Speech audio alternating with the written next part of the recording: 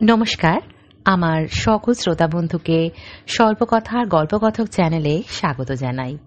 আমি হৈমন্তী। আজকে পাঠ করার জন্য বেছে নিয়েছি একটি ভয়ের গল্প। আজকে পাঠ করব ষষ্ঠীপদ চট্টোপাধ্যায়ের লেখা গল্প শিবাই চণ্ডীর বিষ্টু মশাল। আশা রাখি গল্পটি আপনাদের ভালো লাগবে, কারণ ভয়ের গল্প বা ভূতের গল্প আমাদের সকলের কাছেই অত্যন্ত প্রিয়। তাই আশা রাখি এই গল্পটিও আপনাদের ভালো লাগবে। তাহলে শুনতে থাকুন আজকের গল্প। শিবাই চণ্ডীর বিষ্টু মশাল কখনো ভূতে বিশ্বাস করতেন না।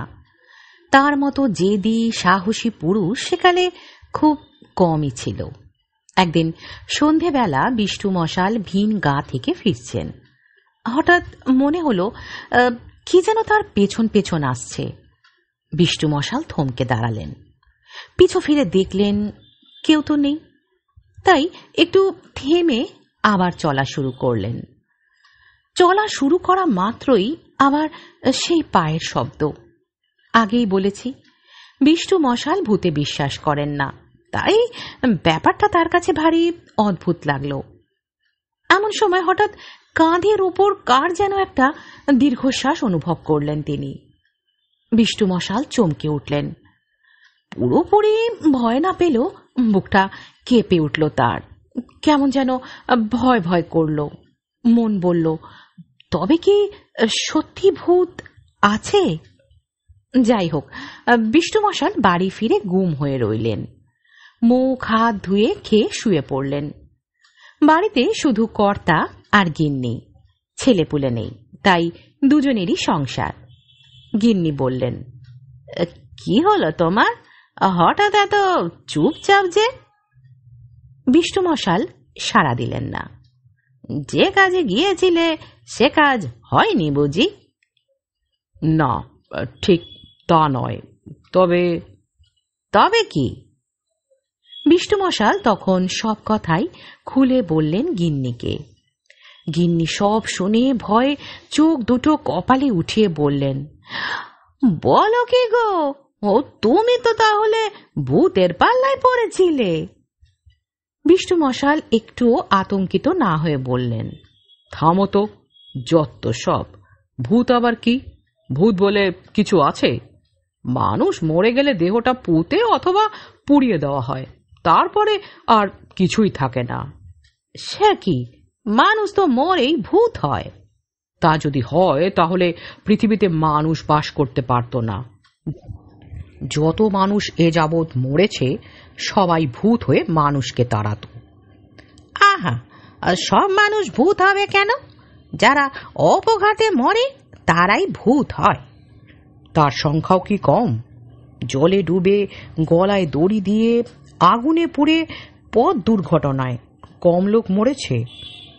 গিন্নি বললেন, অত শত জানি না বাপু, আমার কিন্তু ওসবে বড় ভয়। এরপরে আর কথা নয়। রাতও হয়েছে অনেক, তাই কর্তা গিন্নি দুজনেই ঘুমিয়ে পড়লেন।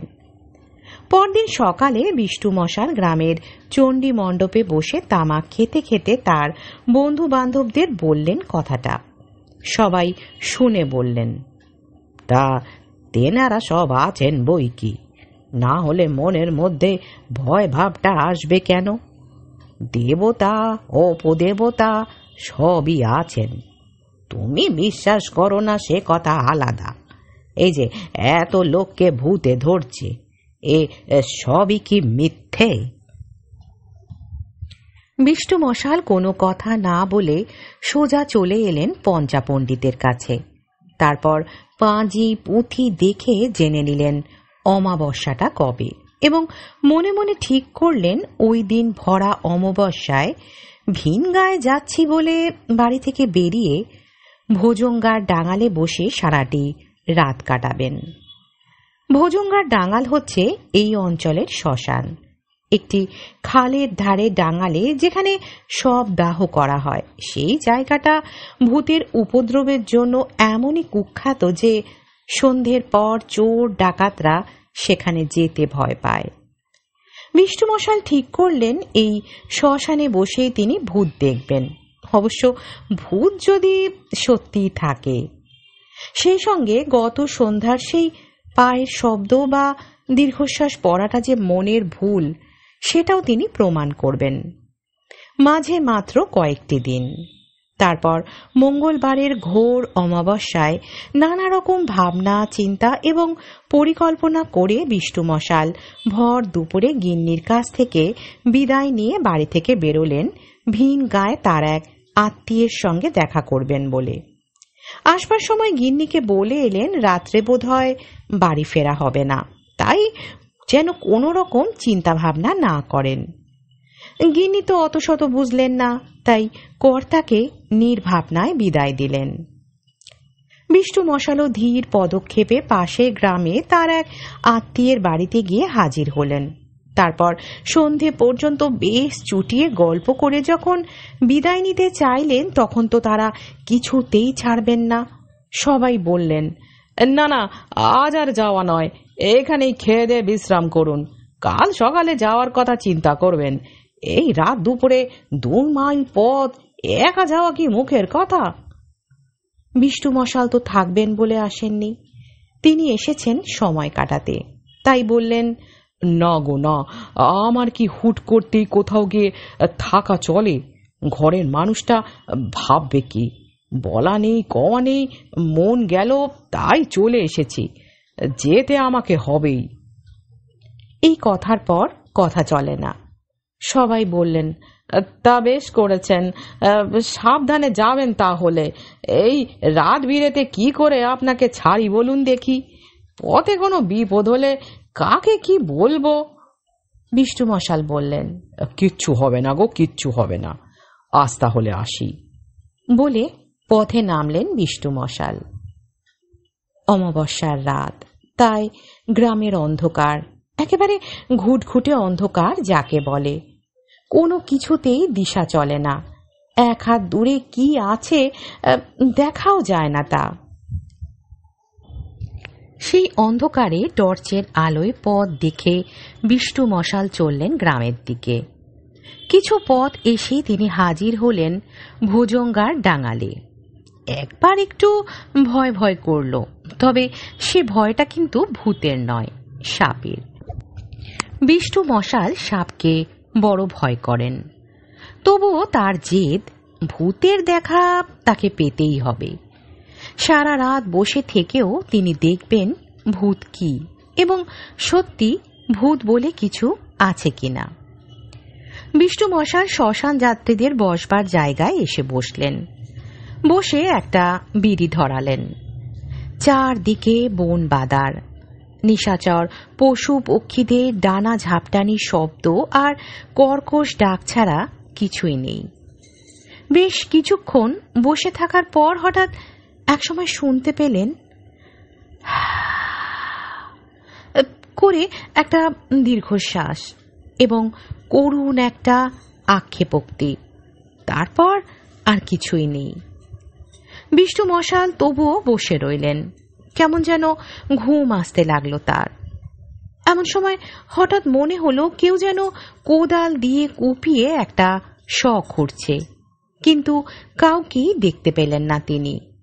হঠাৎ একটা মেটে কলসি শয়ের পাশ দিয়ে গড় গড় করে গড়িয়ে পড়ল জলে। বিষ্টু মশাল সেই দিকে তাকিয়ে দেখলেন একবার, তারপর বললেন, কে বাবা তুমি এইসব করছো? পারলে একটা শরীর নিয়ে দেখা দাও।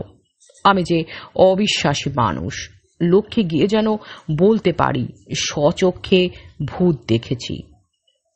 বিষ্টু মশালের সে কথার উত্তরও দিল না কেউ। খানিক বাদে কাঠ কাটার মতো একটা ঠক ঠক শব্দ বিষ্টু মশালের কানে এলো। বিষ্টু মশাল শব্দটা যেদিক থেকে আসছে সেই দিকে তাকিয়ে রইলেন। এমন সময় দেখলেন একজন লোক ভারী একটা কাঠের বোঝা মাথা থেকে নামিয়ে ধপাস করে একটা শয়ের ওপর ফেলল। তারপর একের পর এক কাঠ রেখে সাজাতে লাগলো একটা চিতা। বিষ্টু মশাল হেঁকে বললেন, কে গো, কে তুমি? লোকটি নিরুত্তর। সে বিষ্টু মশালের দিকে একবার তাকিয়ে খালে নেমে সেই মেটে কলসিটাকে জল পূর্ণ করে তুলে নিয়ে এলো। বিষ্টু মশাল বললেন, এই অন্ধকারে একা একা শখ উঠছ, কাঠ বইছ, চিতা সাজাচ্ছ, জল তুলছ, বলি কার জন্য হে? এইবার উত্তর দিল লোকটি। বলল, সে যার হোক একজনের জন্য, কিন্তু আপনি এখানে এই রাত দুপুরে একা বসে কি করছেন? ভূতের ভয় নেই? তোমার আছে? আমি তো ভূত দেখব বলেই বসে আছি। আর ভূত দেখে না। যান, ঘরে যান, ঘরে গিয়ে ঘুমন গে যান, রাত হয়েছে। বিষ্টু মশাল বললেন, তা ভূত যখন দেখলুম না তখন ঘরে যাব নিশ্চয়ই, কিন্তু শ্মশানে তো মরা নেই, কাঠ সাজাচ্ছ কার জন্য? লোকটি হেসে কিছু না বলে অন্ধকারে মিলিয়ে গেল। বিষ্টু মশালের শির দ্বারা বেয়ে কেমন যেন হিম স্রোত নেমে এলো। এক প্রচন্ড ভয় তাকে যেন পেয়ে বসলো। হঠাৎ খুব শীত করতে লাগলো, সারা গায়ে অসহ্য যন্ত্রণা। সে কি কষ্ট! বিষ্টু মশাল আর থাকতে পারলেন না, কোনো রকমে টলতে টলতে বাড়ি চলে এলেন। এত রাতে বিষ্টু মশালকে ফিরে আসতে দেখে গিন্নি তো অবাক। বললেন, কি ব্যাপার, তুমি ফিরে এলে যে? তোমার তো থাকবার কথা ছিল। হ্যাঁ, হঠাৎ শরীরটা খুব খারাপ করলো কিনা, তাই চলে এলাম। মনে হচ্ছে জ্বর আসবে। গিন্নি গায়ে হাত দিয়ে বললেন, জ্বর আসবে কি গো, জ্বরে যে গা পুড়ে যাচ্ছে। একবার ডাকবো নাকি হরি ডাক্তারকে? কাল যাহাই করো, আজ রাতে তো নয়। এত ভয় পাচ্ছ কেন? কথায় আছে যেমন তেমন জ্বর, দুদিন উপোস কর। 2-1 দিন উপবাসে থাকলে জ্বর এমনি ছেড়ে যাবে। কিন্তু না, জ্বর ছাড়া তো দূরের কথা, আরো বাড়তে লাগলো। রাতটা কোনো রকমে কাটলেও সকালে জ্বর এত বেশি হলো যে জ্বরের সঙ্গে শুরু হলো কাঁপুনি। খবর পেয়ে হরি ডাক্তার এসে ম্যালেরিয়ার ওষুধ দিলেন, কিন্তু জ্বর কমল না। দুপুরের পর থেকে শুরু হলো ভুল বকা। গিন্নি তো কান্নাকাটি করে লোকজন জড়ো করলেন। সবাই বলল, ওঝা বদ্যি করো, এ জ্বর ডাক্তারি ওষুধে সারবে না। কিন্তু দুঃখের কথা এই যে এই গ্রামের ধারে কাছেও তেমন কোনো ওঝা বদ্যি ছিল না। তবে যেখানে যিনি আছেন তার কাছেই খবর পাঠানো হলো। অবশেষে সারা দিনের পর অনেক রাতে একজন ওঝা এসে উপস্থিত হলেন। এটা কি বিষ্টু মশালের বাড়ি? শুনলাম তেনাকে নাকি ভূতে ধরেছে। বিষ্টু মশালের বাড়িতে তখন অনেক লোকজন। বললেন, আপনি কোথা থেকে আসছেন? কাল উনি যেখানে গিয়েছিলেন আমি সেখান থেকে আসছি। শুনলাম আপনারা ওঝার খোঁজ করছেন, তা আমি কি একটু ওকে দেখতে পারি? নিশ্চয়ই পারেন, আসুন আসুন, ভেতরে আসুন। জ্বরের ঘরে উনি ভুল বকছেন আর এমন এমন সব কথা বলছেন যাতে বোঝাই যাচ্ছে ওকে ভূতে ধরেছে। যিনি এলেন তিনি নীরবে ঘরের মধ্যে ঢুকে বিষ্টু মশালের সামনে গিয়ে দাঁড়ালেন। তারপর সবাইকে ঘরের বাইরে যেতে বলে রোগীর আপাদ মস্তক একবার দেখে মৃদুস্বরে ডাক দিলেন, বিষ্টু বাবু। বিষ্টু মশাল ঘোরের মধ্যে ছিলেন। একবার অল্প করে তাকালেন তার দিকে, তাকিয়ে শিউরে উঠলেন। ভয় তার চোখ মুখের চেহারাই অন্যরকম হয়ে গেল। আতঙ্কিত হয়ে বললেন, কে কে তুমি? আমাকে চিনতে পারছো না? তুমি তুমি তুমি তো সেই, তুমি এখানে কেন? তুমি যে আমাকে দেখতে চেয়েছিলে, তাই তো তোমার কাছে এসেছি। তুমি চলে যাও এখান থেকে। তাই কি হয়? আমি যে তোমাকে নিতে এসেছি। কাল অত করে তোমার জন্য শখ করলাম, কাঠ কেটে চিতা সাজালাম, কলসিতে জল ভরে রাখলাম। সে তো তোমারই জন্য। এখন থেকে আমরা দু বন্ধুতে একসঙ্গে ঘুরে বেড়াবো। কেউ কাউকে আর অবিশ্বাস করব না। না না না না, তুমি চলে যাও, আমি তোমাকে সহ্য করতে পারছি না। কিন্তু কাল যখন সামনে এসে দাঁড়ায় তখন কি সে সহজে যায়? বিষ্ণুমশাল দেখলেন গত রাতে শ্মশানে দেখা সেই লোকটি কেমন যেন ঘোলাটে চোখে তার দিকে তাকিয়ে আছে। লোকটির মুখ কি ভয়ানক! হঠাৎ দেখলেন তার চেহারাটার কেমন যেন পরিবর্তন হচ্ছে, গায়ের মাংসগুলো গলে গলে খসে পড়ছে।